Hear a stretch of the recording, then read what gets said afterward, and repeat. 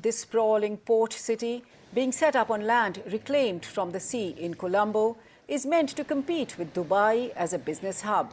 It is the latest of huge Chinese-funded infrastructure projects in Sri Lanka that include a port and an airport in Hambantota.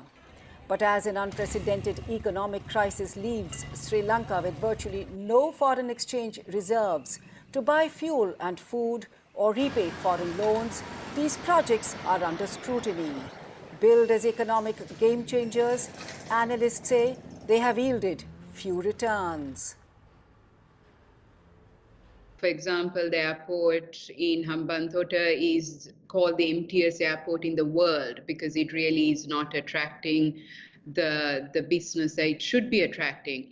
So there's a lot of questions in terms of whether these kind of projects have also contributed to Sri Lanka's increasing debt. Chinese loans make up about 10% of Sri Lanka's $51 billion foreign debt. The Chinese-built infrastructure had showcased Beijing's growing clout in the strategic country in the Indian Ocean. However, now a massive public backlash against President Gotabaya Rajapaksa and his brother Mahinda Rajapaksa, who sanctioned many of these projects, will influence future policies. The Rajapaksas are seen as very much tilting towards China. So I think there is going to be a more balanced foreign policy and trying to get more assistance from different and diverse actors. That is good news for India, for which the Chinese presence close to its southern shores had become a strategic headache. New Delhi has committed to provide $3 billion to Colombo in loans, credit lines and credit swaps since the crisis spiraled.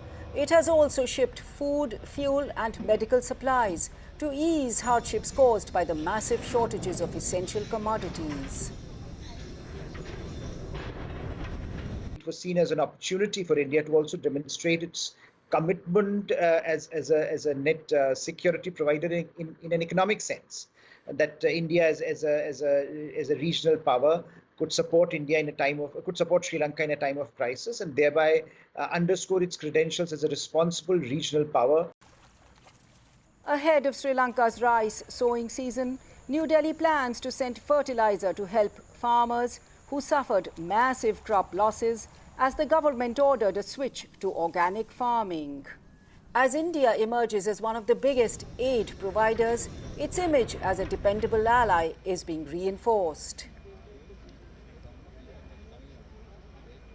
The fact that India has come through in terms of addressing urgent needs, urgent humanitarian needs, is very welcome by many Sri Lankans. And that, I think, I speak to across the board. Many are realizing that India is a true friend.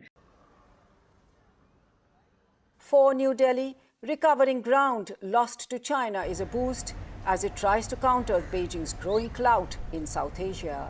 Anjana Pasricha for VOA News, New Delhi.